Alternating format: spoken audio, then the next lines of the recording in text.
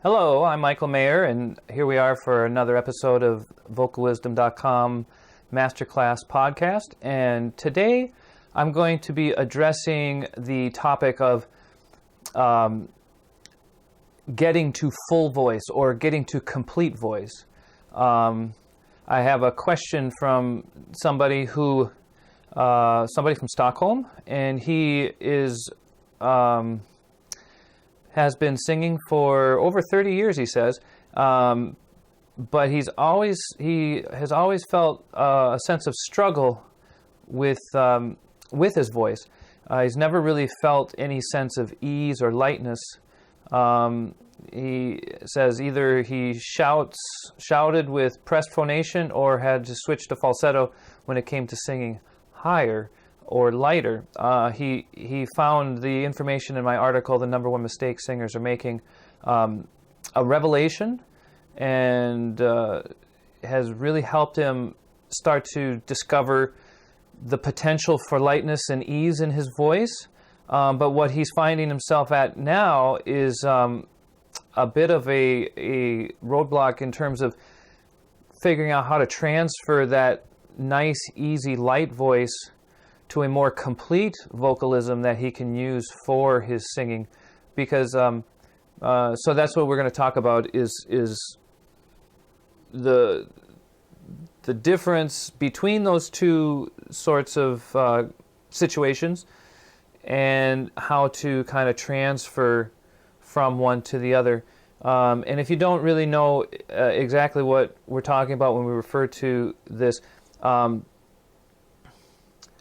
one of the fundamental tools that I use in training the voice is what I call the little voice. And it's kind of like a very light, quiet, head voicey sort of sound. Ooh, ooh. It's sort of a cooing. I think of it as a very natural sound that we're capable of making. It's actually very universal. And it sort of traces back to sort of cooing sounds that we might observe babies make. I think of this as sort of kind of being the essence to the voice. Obviously, we're not really going to do any public singing with that vocalism,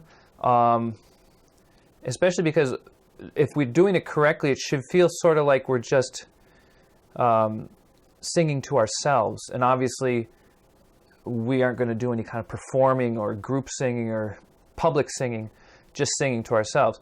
But what we can learn from this is sort of the ease and the efficiency that's possible in the voice. And so I always start with this vocalization because it really helps to establish a nice, balanced, effortless, pure vocalism, pure vibration.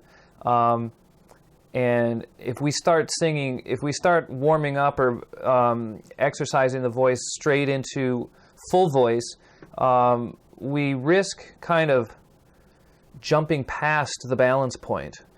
And see, and so, especially if we're operatic singers, we tend to go directly to the result we want, which is nice, full, generous, full type of tone. And if we haven't established the nice, delicate balance of the vibration of the vocal cords, we easily can just kind of burst right through that and lose efficiency, lose balance, and just go right to big tones. And if we do that, we're not only getting big tones, we're getting a big voice, we're getting a big vibration. And that's the opposite of efficiency. We don't want a big glottis. We don't want ha. You know, it might seem impressive to our own ear because we're hearing all of this richness and size. But the thing is we're blowing a lot of air through the glottis, and that's going to become fatiguing. And over time, it's going to start breaking the voice down so that we have to start pushing to get the same amount of result because we're going to lose efficiency. So that's the basic premise. And if you haven't read that article, it would really be, I think, a valuable thing to spend the few minutes it takes to read it. You can have access to it by signing up on the homepage of VocalWisdom.com and joining. It's free. It doesn't cost anything. You just put in your email and you'll get access to the article. And I think you'll find it interesting. So what he's particularly interested in is this quiet vocalization that comes that I talk about in that article. That's not actually the main topic. That's not the main focus of the article, but it's something that comes out of it, and it helps us to remedy the issues that I discuss in the article. So in this particular situation, we're at this point of finding comfort and familiarity with this essence of the voice that I like to think of. Ooh, it's light. He describes it as being light and soft and female-like, and he's a male and I'm a male. See, that's one of the things that we can identify. It's a characteristic we can identify to help us achieve this vocal balance, is that it's somewhat female-like and head voice-like. It's not real masculine. Ooh. But the thing is it's so easy to, there's so many benefits to vocalizing this way, and one of them is it's so easy to overblow it because it doesn't have a lot of mass in the vibration adjustment, in the material, the vocal cords themselves. It's not like, and especially for somebody like he describes himself as somebody that's coming from sort of a pressed phonation, which is obviously also carries with it a sense of being pretty heavy. So if he's coming from that sort of a background, this vocalization would be really, really beneficial, and that's what he's saying. So ooh, ooh. See, if we ooh, ooh, ooh, if we're too wild and aggressive with the breath, we're just going to blow through it. And so this vocalization really teaches us how to find a balance between the vibration and our breathing, because the slightest bit of excess breath is going to just because we're not using the larger muscles that can press back against too much If we're using too much breath in the low voice, what potentially can happen is the larger muscles inside the throat can start pressing together to resist that breath. But when we're using just this light, thin, just barely touching, skimming edges sort of vocalization,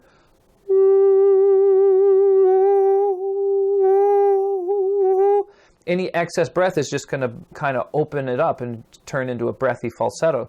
So it gives us a way of practicing that delicate balance of just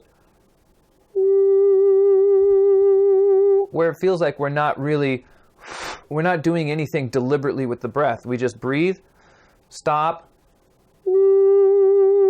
and it's absolutely comfortable. If it's not comfortable, that's a big red flag to say that something's not being done correctly. So a lot of people, I don't know if it's a lot, but it's common for people, especially males, to have difficulty finding this particular feeling of the female-like head voice.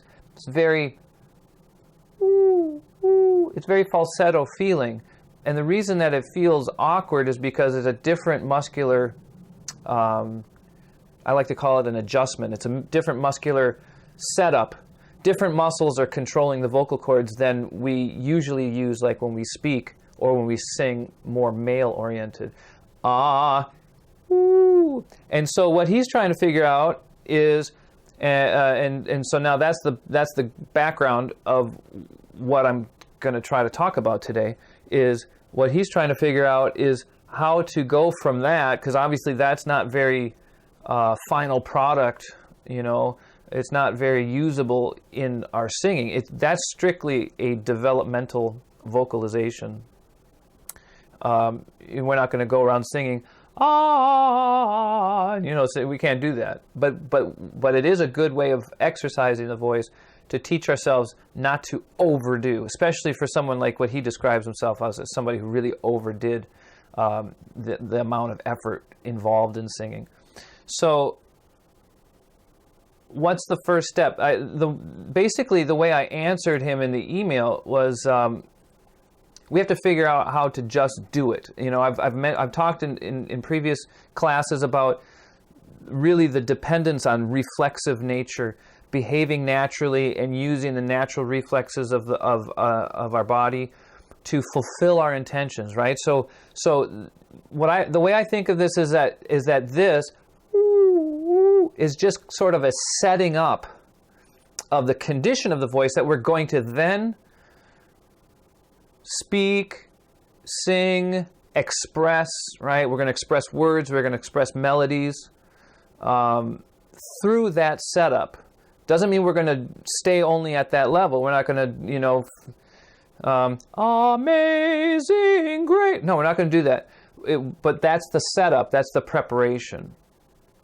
And so by using that preparation, we can have the voice in a much more flexible, effortless, weightless sort of condition, and then we can sing full or complete from there.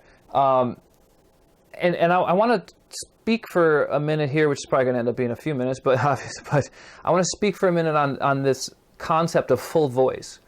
I have a suspicion that a little bit of confusion came out of the translation from voce piena, which is the Italian term that was used, that people tend to call full voice. And what ends up happening, I've noticed, just to kind of observing the way people talk about it, is people tend to think of full voice as just being loud. It's just full. It's just But the problem is that doesn't take into consideration the balance and the proper condition of the voice and how we're using the voice to accomplish that. So what I believe really we should think of is we should think of it more as in the kind of the context of complete voice, meaning we're more completely using the instrument. We're not just going to a full sound, but we're going to a complete activity of the body as a vocal musical instrument. And it might be, you know, that might seem like kind of a minor detail, but if you think about, maybe not for you, but definitely for some people, the words we use and the context we think in has a huge impact on what ends up happening in our body. So I think that's at least one thing that we can do differently. We can think differently to improve that tendency of overproducing the voice. Think of it as a complete. So going from ooh, which is obviously not complete, but it's a way of experiencing a particular adjustment of the voice. Ooh, ooh, and then and then activating that with more of the complete energy, the energy of our body to express what we want to express. Then that kind of completes the situation, and we get a fuller result. Rather than just right? So complete the situation, complete it by now combining this with the energy of your natural expression, which comes from your breathing, which comes from your torso, the natural reflexes to compress the breath. There's also elements of kind of stabilizing and bracing to balance the air pressure so that we aren't just compressing the breath and kind of that's overpowering the voice. So we need to figure out how to balance things out so that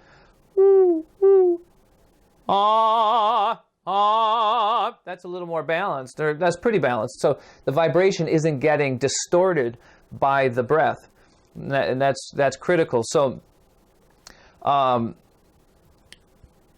first thing is just to think about just doing it and not trying to control the details and and all the minor steps, because the body works most freely through reflex. So that's what I kind of really encourage people to do is get set up, get in that moment of pause that I've discussed in other classes, and then just start. And it should be a very sudden, spontaneous sort of thing to start the voice, not a not a gradual flowing of breath, not a grabbing of the throat, but pause, stillness, emptiness, the throat's relaxed, and then the voice starts vibrating, the throat's open, so that when the vibration starts, the tone starts resonating in the emptiness of the vocal tract. And the breathing, as I've said before, there's a little reaction in the abdominal wall because the compression muscles are inside the deeper levels of the abdominal wall. But there's also, especially as we start singing higher, there's a little bit of a counterbalance to that. As we go higher, the compression is a slight movement in, but there's a balancing, like there's something inside of us that actually applies a little counter pressure outward to balance that out so that it doesn't just and burst through the vibration. And in order to do that, we have to let the glottis separate open by exhaling up here. And that's kind of the whole point. As long as we don't exhale up here, this is breath compression. If we exhale up here, this movement becomes exhalation. So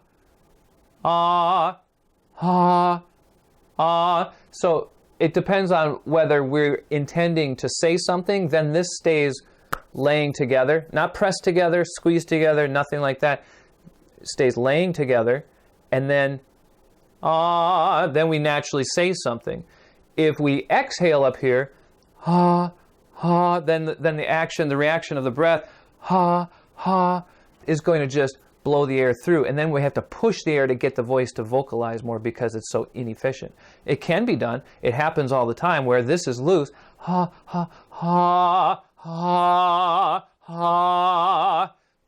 so you can get to a tone, and that's what a lot of people are singing, and it makes the voice very unstable. And you can especially hear that when then you diminuendo back to a quieter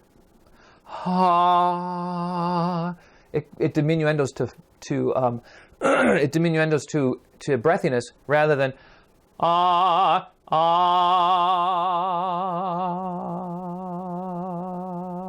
diminuendoing back, still being vocalized. So that's the key. And see, when we get that pure vibration adjustment that we can exercise through that quiet, light, little voice that just feels like we're vocalizing to ourselves, that's an absolutely pure vibration that we can diminuendo to nothing rather than diminuendoing to breath. So this still audible because it's still a pretty pure vibration. Okay, so that's piano, but what this individual is interested in is forte. So how do we get to forte?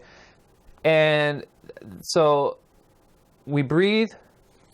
Again, we breathe without pulling up or pulling down. Breathe. We should feel, now I say we don't pull up, but we should feel stretched, right? So as you inhale, I encourage people to feel a sense of stretching the torso long. So it might be mistaken for lifting, but there's a difference because when we lift, when we breathe, we're disconnecting from the abdomen and we're kind of pulling the chest away from everything else in the torso. Whereas when we're stretching, there's still we can still feel, if we do this right and we're sensitive, we can still feel a sense of elastic connection from the chest down through the ribs and even into the abdomen. So the abdominal wall feels very elastically stretched. And that's basically what we're doing when we're stretching, is we're stretching the abdominal wall so it doesn't sag out. When we pull up, the abdominal wall doesn't really keep that elastic stretch. It kind of disconnects. So that's the little distinction that we want to watch out for to make sure that we're not doing, high chest breathing versus stretching lengthwise and still breathing down through the whole torso so that we're breathing naturally. Because we don't want to do the other option where we breathe low in a way that causes the chest and rib cage to sink so that we can feel the abdomen, bulging out. The abdomen shouldn't bulge out. The abdomen participates, but it shouldn't bulge out. It doesn't help us anything. It actually disconnects us from our natural reflexes. So making sure we're in the proper condition, then that gives us reflexiveness. If we're sagging, we're not going to be reflexive. So that's why it's so important to get ourselves stretched out so that we can take advantage and rely on and trust the natural reflexes and let that really take care of things. So we're at a point, say we're pretending to be this individual, and we're at a point where we feel real comfortable with, and we're going, we can sing light, right? We can do a arpeggio,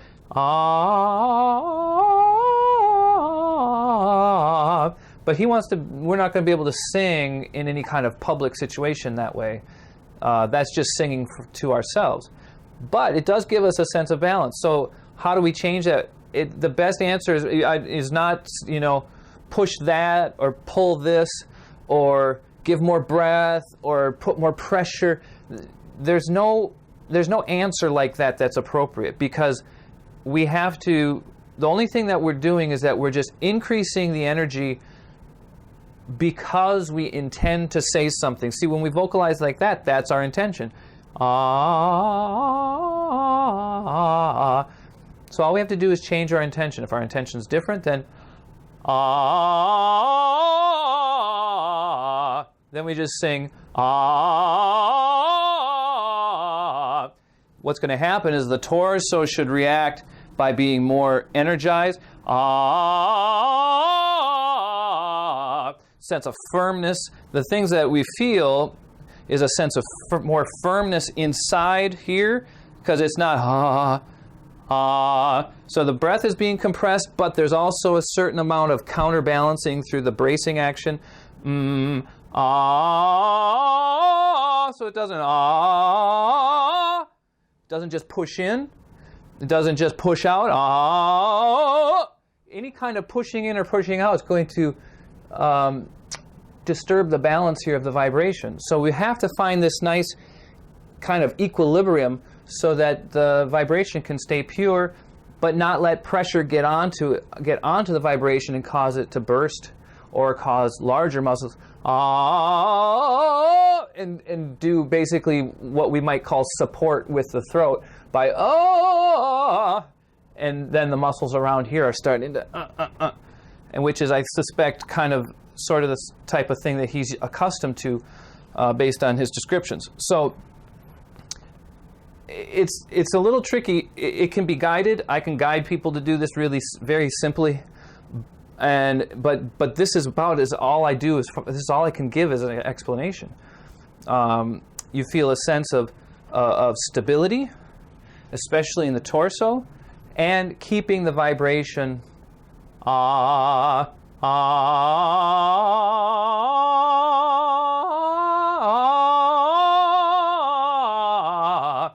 And the one description that keeps coming to me is it feels like inside here, when it goes to the high note, it feels almost like there's a sense of firming is like, I always get this picture of like stepping up onto a stool. It's like, it feels like something in here is going,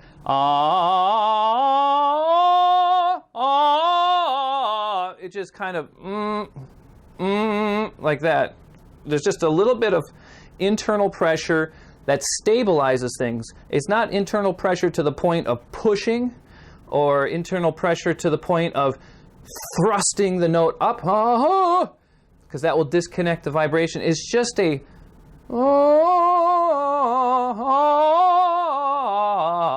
just a feeling of slight pressure, which is really more of a counter pressure to balance the air pressure that's feeding the vibration, so it doesn't get overburdened, and it just lets it stay free. So it just kind of it's very similar to like like a crying baby. So there's these subtle pressures inside the torso, subtle pressures inside the body that we learn to sense and create and trust, that give us stability, and that's what makes it appear to be relaxed. If you actually relax, then it's going to collapse, and then the throat's going to clamp shut. So it's actually not going to be relaxed. But if the torso is, if we're coordinating that internal pressure that comes from our breathing, and the way we're coordinating that breathing and not just blowing it out, that lets the throat relax, and that's why we sound relaxed. It's free, because we're balancing out the internal pressures involved. And I talked about pressure a lot in a different class, where pressure is necessary, but our skill is in learning how to coordinate that pressure to keep things balanced and keep the voice free yet fed, so it keeps vibrating in its good regularity, right? So, yeah, you can hear it's not it's not it's not, all of these variations of possibilities. That's one of the problems that we are faced with, is that there's so many possibilities. We got to figure out where is the right one.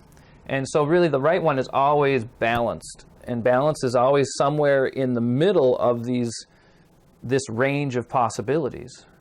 On one end we can blow, on the other one we can squeeze, on one end we can be very light, and on the other end we can be very heavy, we can do all of these possibilities. So really but what it all comes down to is figuring out, what does it mean to be balanced, and how do I do that? So this preparation kind of sets us up into a condition that it kind of starts us balanced. And then we just do that.